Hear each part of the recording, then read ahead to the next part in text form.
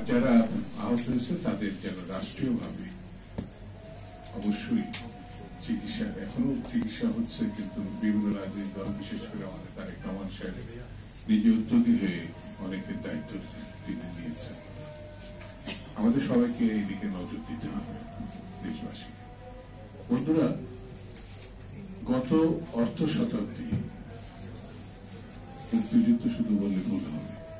নানান পর্যায়ের যে আন্দোলন, সে আন্দোলনে যারা শহীদ হয়েছে, যারা আহত হয়েছে, যারা নিখোঁজ হয়েছে, আমি তাদের প্রতি কৃতজ্ঞতা জানাচ্ছি, শ্রদ্ধা জানাচ্ছি, নজরের মাধ্যমে বন্ধুরা,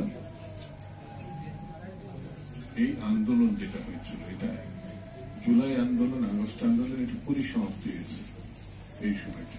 কিন্তু আন্দোলন তো 15-16 বছরের। হাসিনা তাড়ানোর আন্দোলন, স্বৈরাচার তাড়ানোর আন্দোলন, দেশ রক্ষার আন্দোলন, এটা তো দীর্ঘ আন্দোলন।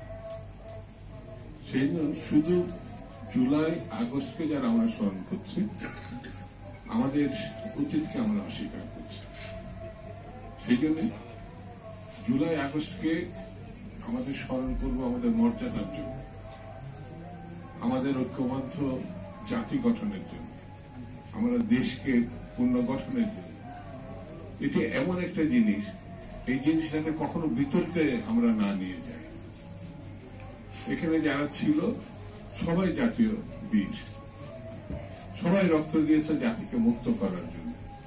সেটি সেই সময় যে দলে করে থাক না কেন, বিএনপি বা অন্যান্য, কেউ কিন্তু ব্যানার নিয়ে সেখানে যায়নি।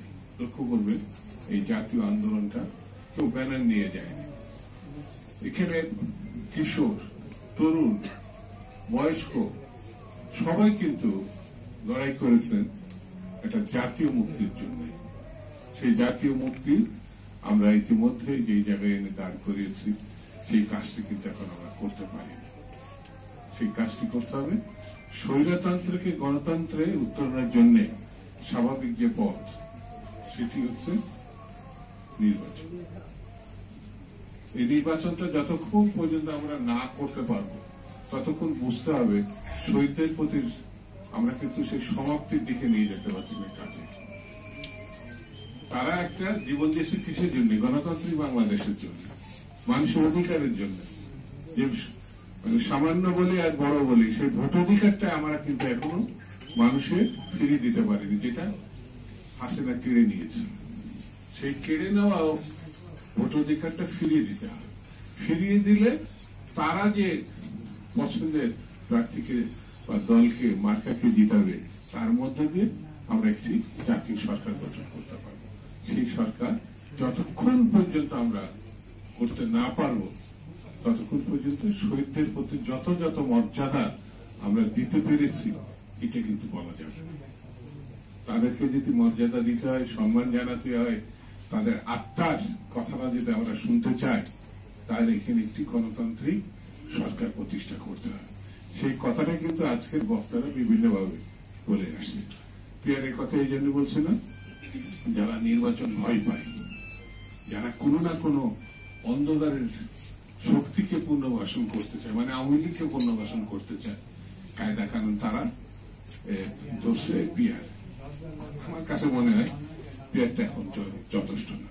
যদি কেউ করতেও চায়, তাহলে এই কর্মসূচিটা জাতির সামনে তাদের নিয়ে গিয়ে ভোট করা উচিত। তারা কিন্তু জয়লাভ করে, তাহলে তারা পিয়ার করবে।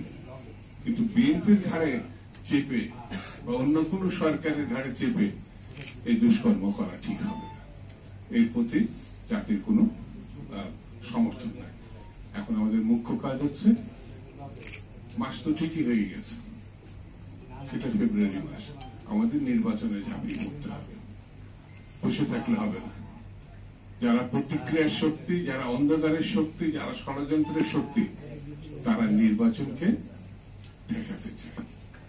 আমাদের উচিত হচ্ছে যে যেখানে যেভাবে আছি, নির্বাচনের সপক্ষে আমরা নেমে পড়ব। এর মধ্য দিয়ে কিন্তু শহীদদের প্রতি শ্রদ্ধা জানানো সম্ভব বলে আমি মনে করি। সেজন্য আসুন বন্ধুরা, ঐক্যবদ্ধ ভাবে আমরা নির্বাচনের দিকে এগিয়ে যাই।